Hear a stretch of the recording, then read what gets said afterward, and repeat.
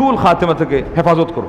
সমাজে কিছু ভুল ধারণা আছে, কোনো মানুষ মারা যাওয়ার সময় যদি আমরা দেখি যে ওই যেমন অ্যাক্সিডেন্ট করে মারা গেল, মারাত্মক পর্যায়ে অ্যাক্সিডেন্ট করছে, হ্যাঁ আল্লাহ নবী সাহেব বলছেন তুমি আল্লাহর কাছে পানাহ চাও, আল্লাহুম্মা ইন্নী আউযু বিকা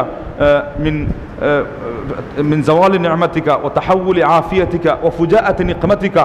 আল্লাহ, তোমার নিয়ামত অপসারণ করার থেকে আমি তোমার কাছে পানাহ চাই, আশ্রয় চাই, এবং তুমি যে আমাকে নিরাপদে রেখেছো এই নিরাপত্তা বিঘ্নিত হওয়ার থেকেও তোমার কাছে আশ্রয় চাই, এবং আমি আকস্মিক মৃত্যু অথবা আমরা যাকে বলি অকাল মৃত্যু অথবা মন্দ প্রক্রিয়ার মৃত্যু থেকে তোমার কাছে আমি আশ্রয় চাই। চাইবেন ঠিক, কিন্তু হঠাৎ করে কোনো মুসিবতে পড়ে মারা গেল অথবা মারা যাওয়ার সাথে সাথে তার চেহারাটা কালো হয়ে গেল, আমরা অনেকে মনে করি কি লোকটা মনে হয় মানে খারাপ অবস্থায় পৌঁছে গেছে। না, কালো হওয়াটা অনেক সময় কিছু মানুষ আছে রক্তের কারণে, রক্তের যে অবস্থান এটার কারণে এমনি কালো হয়ে যায়। অনেক ফর্সা মানুষ দেখবেন যে বার্ধক্যে পৌঁছার সময় কালো হয়ে গেছে, তো মারা যাওয়ার কারণেই যে কালো হয়েছে আর আপনি বলবেন যে সে খারাপ অবস্থায় মরছে, এটা কিন্তু ঠিক না। সুস্পষ্ট কোনো ইয়ে ছাড়া আমরা প্রথমত একজন মুমিন সম্পর্কে নেগেটিভের দিকে যেন নাই যাই, আমরা যেন প্রথমে পজিটিভের দিকে থাকি, ইতিবাচকের দিকে থাকি।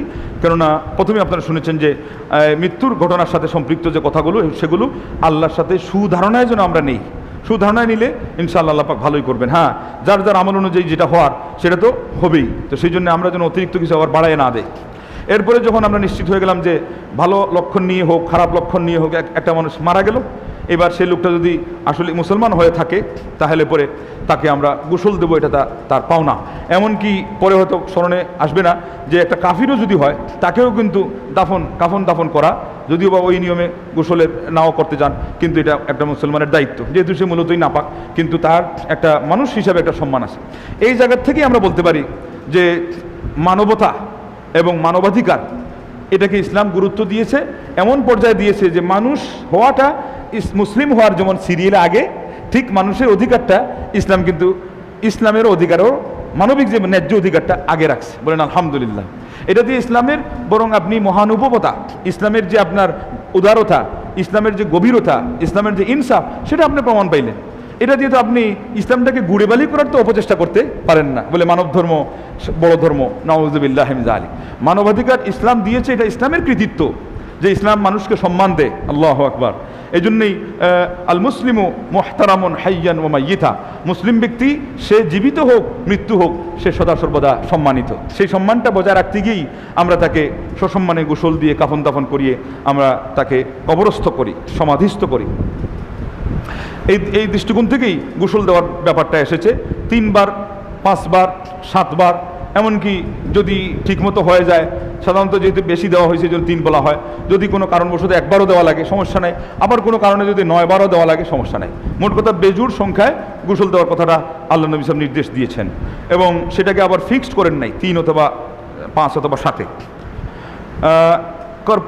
কর্পূর যেটা, এইটা আপনি ব্যবহার করবেন বিশেষ করে শেষবারের মতো যাতে সুগন্ধি আসে, আর প্রথমবারে অথবা দ্বিতীয়বারে অথবা সংখ্যায় আপনি দেন, যে কোনো একবার গোসলের সময় আপনি ওই বড়ই পাতা ভিজিয়ে একটা ফেনা তোলার যে কাজটা হয় যাতে পরিষ্কার হয়, ক্লিন করার কাজটা সহজে হয়। আজকালকার বিশ্বে বর্তমান যুগে যেহেতু আরও আধুনিক আরও কিছু মেটেরিয়ালস বের হয়ে গেছে, সেগুলো দিয়ে যেগুলো পরিষ্কারের কাজ আরও দ্রুত হবে, আরও শক্তিশালী হবে, এর স্থলাভিষিক্ত হতে পারে। তো এইভাবে করে আপনি গোসল দিবেন, এবং যিনি গোসল দিবে সর্বপ্রথম তিনি তার উপরে একটা কাপড় দিয়ে ঢাকনা দিবে, এবং গোসলটা যেন হয় যেই মানুষটা যত বেশি গোসলের মাসআলা মাসাইল সম্পর্কে উনি জানেন এবং কি কি নিয়মে গোসল দিতে হয় সেটা জানেন, তো এই অভিজ্ঞতা সম্পন্ন মানুষ গোসলের জন্য হকদার।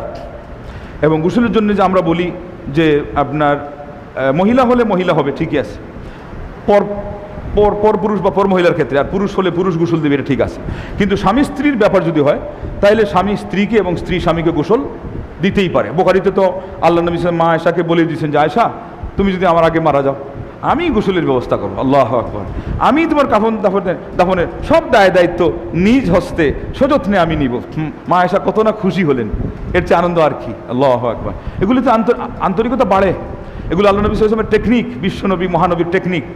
হ্যাঁ, অনেক ইঙ্গিতে তো জানাই আছে যে উনি আগে মারা যাবেন, এরপরেও আয়েশার সাথে এই সংলাপটা করে ফেললেন, এই আন্তরিকতা, হৃদ্যতা এবং গভীরতা প্রকাশ করে ফেললেন, প্রমাণও করে ফেললেন। মা আয়েশাকে তার কৃতজ্ঞতা পাশে, তার স্নেহ এবং মমতার তিনি বন্ধনে আবদ্ধ করে ফেললেন, ভালোবাসার মাত্রা আর একটু বাড়িয়ে ফেললেন, কত আন্তরিকতা বাড়ল।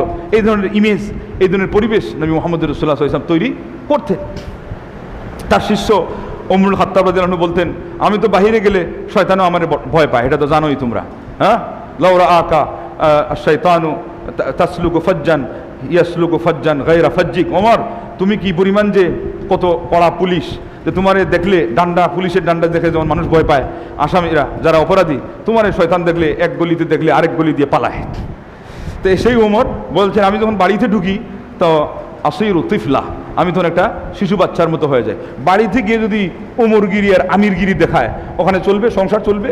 ওই বেচারি বলবে, যাও ওই মসনদ দিকে বসে থাকো, এখানে আসছো আমাদের সাথে বাবা, আমরা মহিলা মানুষ, বাচ্চা সুলভ কিছু আচরণ করতে হবে। আল্লাহু আকবার। আল্লাহ নবী সাল্লাল্লাহু আলাইহি ওয়াসাল্লাম যেমন মা আয়েশার সাথে উনি ঘোড়ার মতো করে হয়ে প্রতিযোগিতা করেন নাই, নবী সাল্লাল্লাহু আলাইহি ওয়াসাল্লাম প্রতিযোগিতা করছেন। তো প্রথম দিন নবী জিতে গেলেন, এরপরে নবী সাল্লাল্লাহু আলাইহি ওয়াসাল্লাম দেখলেন যে না, ওইটা করতে হবে, আশাকে সান্ত্বনা দিতে হবে। তো কারণটা দর্শন হয়েছে, উনি ভারী হয়ে গেলেন। আসল ঘটনা হলো খালি ভারী না, আল্লাহ নবী ইচ্ছা করলে ওই দিনও জিতে যেতে পারতেন। ইচ্ছা করে তিনি ওই দিন ওই আপনার খরগোশ যেরকম বেশি আগায় গিয়ে পরে ঘুমাইয়ে পড়ছিল, এরপরে কচ্ছপ আগে চলে গেল। আল্লাহ নবী সাল্লাল্লাহু আলাইহি ওয়াসাল্লাম একটু ভান করলেন যে পারতেছি না, মা আয়েশা দ্রুত চলে গেলেন। খুশিতে উনি আত্মহারা হয়ে গেলেন। ছোটো বয়সের মানুষ, তারা যদি প্রতিযোগিতায় নাম্বার পায়, পাশ করে, এর চেয়ে আনন্দ আর কি। সেই সাথে যদি কিছু একটা দিয়ে দেন আপনি, সারপ্রাইজ পুরস্কার, তাইলে যায় কোথায়? আমার বাবার চেয়ে ভালো বাবা দুনিয়াতে আর নাই। কথা কি ঠিক না ঠিক? আর যদি ওই জায়গায় আপনি মিস্টেক করেন, তাইলে বলবে যে আমার বাবাটা কিছুই জানে না, কোনো সারপ্রাইজ আনতেও পারে না, ওই অমুক আঙ্কেলটা চকলেট দিয়েই তো তাদের ইয়েদেরকে খুব আনন্দ দেয়, আমার বাবা কিছুই জানে না। তো ইসলাম এমন একটা ধর্ম, আপনি জীবিত থাকা অবস্থায় কী করবেন, মৃত্যু মুহূর্তে কী করবেন, মারা যাওয়ার পরে তাদের জন্য কী করণীয়, সব কিন্তু বলে দেওয়া হয়েছে। নিয়মটা আমাদের ফলো করতে হবে। তো এরপরে উনি কি করবে, গোসল যখন দিবে তখন ভালো করে গোসল দিতে হবে। গোসলের নিয়ম আমি একসাথে পরে বলবো। সেখানে কিন্তু ওই যে চুলের জুটি যেটা, এগুলো বাঁধা থাকলে এগুলো খুলতে হবে, খুলে ভালো করে ধুইতে হবে। এবং এরপরে পুরুষের যদি চুল হয়, বাবরি চুল এবং দাড়ি, সেগুলোকে ভালো করে ধুয়ে এভাবে রাখবে। আর মহিলাদের চুলটা মহিলারা ধুয়ে, আর যদি তার স্বামী গোসল দেয়, তাইলে 3টা শ্রেণীতে ভাগ করে বেনি করে সেটাকে তার এই বুকের উপর দিয়ে ছড়িয়ে রাখতে হবে। এবং যখন ধুইবে তখন সেটা ধোয়ার পরে সিটি পাড়বে, সিটি পাড়ার পরে এটাকে আবার বেনি করবে, করে 3টা বেনিতে বিভক্ত করে ওইভাবে রাখবে।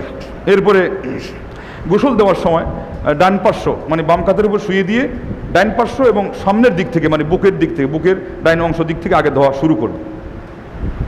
এরপরে ডাইন পার্শ্বের উপর তাকে ভর করে শুয়ে দিয়ে বাম পার্শ্বের অংশটা ধুইবে এবং প্রথমে সামনের অংশ ধুইবে, তারপরে পিছনের অংশ ধুইবে।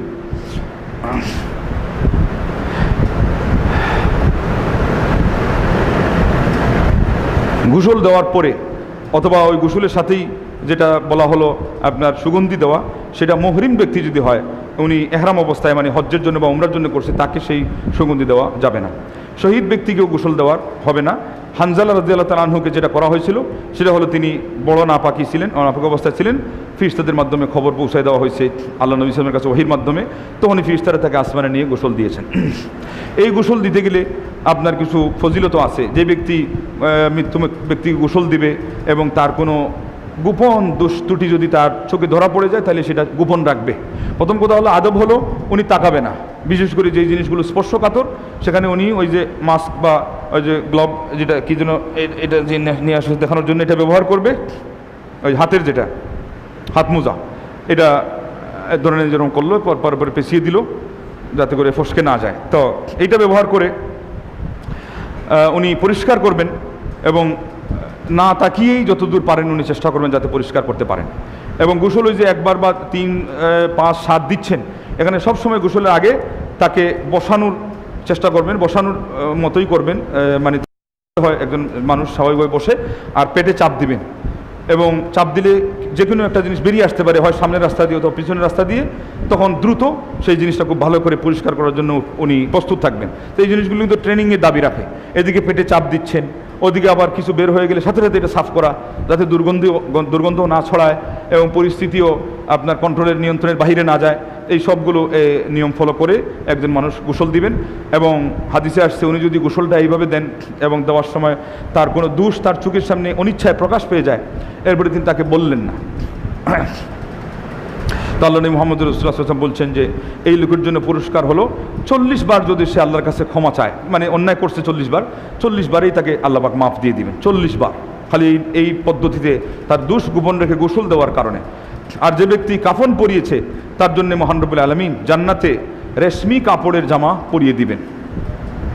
এবং যে ব্যক্তি কবর খনন করেছে, কবর খুঁড়েছে, প্রস্তুত করেছে, তার জন্য মহান রব্বুল আলামিন একটা ঘর আল্লাহর দ্বীনের নামে, মানে আল্লাহর ওয়াস্তে বরাদ্দ করা, সদকা করার সওয়াব লেখা হবে, এর ব্যবস্থা করা হবে। কিয়ামতের আগ পর্যন্ত এই ঘর যদি আল্লাহর পথে ব্যয়িত হয় তাহলে যেই পরিমাণ সওয়াব হওয়ার কথা ওই পরিমাণ সওয়াব আল্লাহ তাকে দান করবে। মুস্তাদরাকে হাকিম এবং বাইহাকিতে হাদিস আসছে, এই হাদিসকে ইমাম আলবানী সহিহ বলেছেন। যারা মৃত ব্যক্তিকে গোসল দিবেন তার জন্য এক হাদিসে তো নির্দেশই আসছে যে যে ব্যক্তি মৃত্যু ব্যক্তিকে গোসল দিবে সেজন্য নিজেও গোসল করে, আর যে ব্যক্তি তার কফিনটা বহন করবে সেজন্য অজু করে। কিন্তু এটা আবু দাউদে নির্দেশ সূচক শব্দ আসছে, দারাকুতনিতে শব্দ আসছে যে সাহাবাদের মধ্যে কখনো কখনো আল্লাহ নবী সাল্লাল্লাহু আলাইহি ওয়াসাল্লাম এই নির্দেশ দিয়ে তাদেরকে বাধ্য করেছেন, তারা কেউ এই কাজ করেছেন, আর কখনো কখনো আবার এটা করেনও নাই।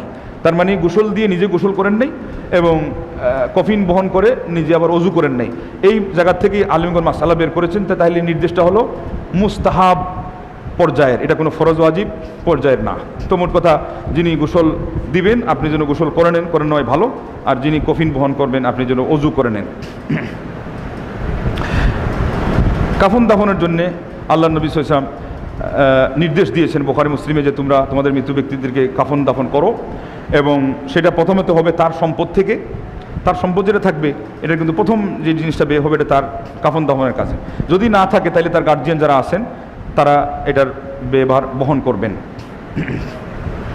এরপরে তাকে এমনভাবে আপনি কাফন দিবেন যে পুরা শরীরকে পরিব্যাপ্ত করে, একান্ত যদি কাপড় কম পড়ে যায় তাহলে ঘাস দিয়ে, ওই সময় ইজহির ছিল, বুখারী শরীফে হাদিসে আসছে, ইজহির ঘাস দিয়ে ওই যে মুসআব বিন উমাইর রাদিয়াল্লাহু তাআলা আনহুর জন্য শর্ট পড়লো, তো আল্লাহ নবী সাল্লাল্লাহু আলাইহি ওয়াসাল্লাম বললেন তার দেখছেন যে মাথা ঢাকলে পা খুলে যায়, পা ঢাকলে মাথা খুলে যায়, নবী সাল্লাল্লাহু আলাইহি ওয়াসাল্লাম বললেন মাথা পর্যন্ত ঢেকে দাও আর পায়ের অংশটা তোমরা ইজহির নামক ঘাস দিয়ে তোমরা ঢেকে দাও। আর যিনি শহীদ ব্যক্তি, শহীদ ব্যক্তির কাপড় খোলা হবে না, তার ওই জামাতেই ওই বর্মেই তিনি মদফুন হবেন, সমাধিস্থ হবেন। কিয়ামতের দিন এইভাবে তিনি উঠবেন, তার রক্ত তরতাজা থাকবে, তার রক্ত থেকে মিশকে আম্বরের সুগন্ধি বের হবে। আর যিনি মুহরিম মানে ইহরাম অবস্থায় আছেন ওই হজ এবং উমরার জন্যে, তার সম্পর্কেও নাসাই এবং আবু দাউদ এর হাদিসে আসছে, তার ওই যে কাপড়টা আছে ওইটাই তার জন্য ইহরামের কাপড় হয়ে গেল, তার জন্য কোনো কাপড় পাল্টানোর দরকার হবে না। কোনো সময় যদি দেখা যায় যে একাধিক মৃত ব্যক্তি হাজির হয়ে গেছেন, কাপড় সেই পরিমাণ পর্যাপ্ত না, তাইলে পরে একজনের কাপড়কে খণ্ড করে, কারণ কাপড়টা কিন্তু পর্যাপ্ত থাকে, বড় থাকে, একাধিককে আপনি দাফন করাবেন। এটা আসছে তিরমিজিতে এবং সনদ বিশুদ্ধ। এই শব্দ থেকে অনেকে এটা বুঝেছেন যে ওই বড় কাপড়টার মধ্যে একসাথে 3 জন বা 2 জন রাখলেন আর পেস্ট দিয়ে দিলেন, তো এটা কিন্তু হাদিসের বুঝের উল্টা। কারণ হাদিসে আসছে যে এই যে একসাথে যেটা সমাধিস্থ করা হয়তো সমষ্টিগত, এখানে কিন্তু আগে হাফিজে কোরআনকে রাখা হয়তো, আগে পুরুষদেরকে রাখা হয়তো, পিছনে মেয়েদেরকে রাখা হয়তো।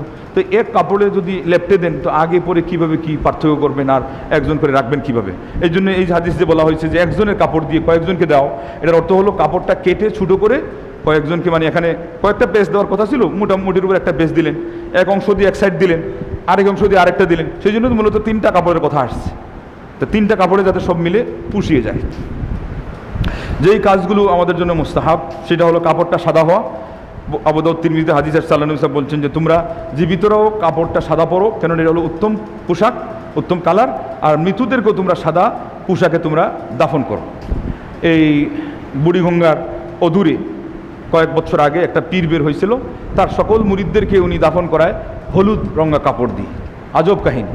তো কালারটা কিন্তু এমন একটা ব্যাপার ছিল না যে এটা অনেক কিছু হবে, কিন্তু সে কিন্তু এটাকে এমনভাবে একটা ধারা হিসাবে নিয়েছে যে নবীর সাদার বিপরীতে তার হলুদটা এগেনস্টে এসে দাঁড়িয়ে গেছে।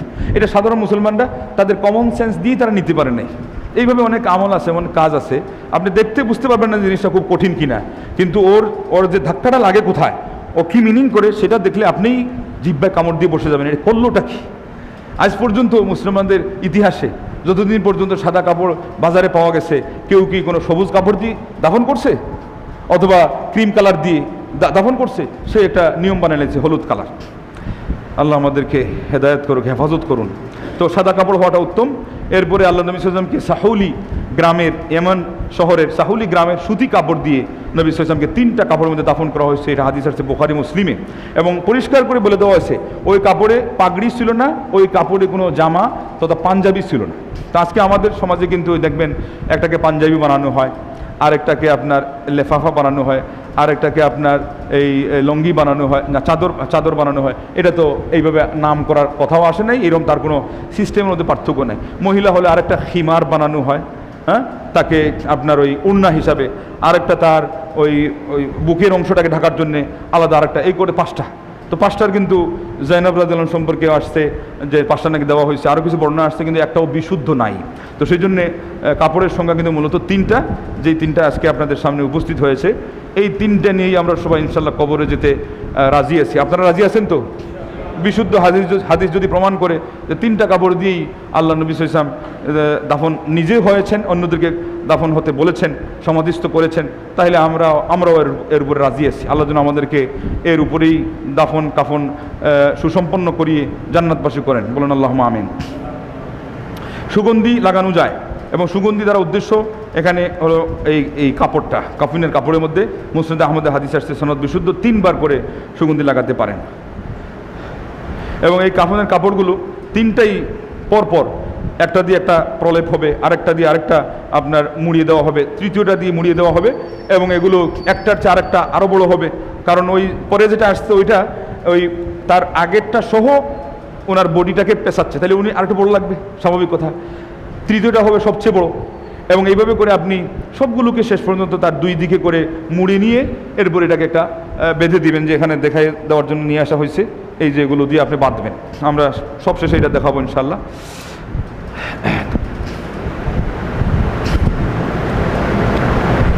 এই যে গিরাটা, এটা কয়টা হবে এটা কোনো শর্ত না, বেজুর সংখ্যায় আপনি গিরা দিবেন। 3টা দেন, একটা দেন, একটা দিলে তো হবেই না, 2 দিক যেহেতু আছে, 3টা দেন, অথবা আপনি এই 5টা দেন, 7টা দেন। মানে একদিকে দিলেন 2টা, আরেক দিকে দিলেন 3টা, তো 5টা হয়ে গেল। একদিকে দিলেন 3টা, আরেক দিকে দিলেন 4টা, তো সব মিলে 7টা হয়ে গেল।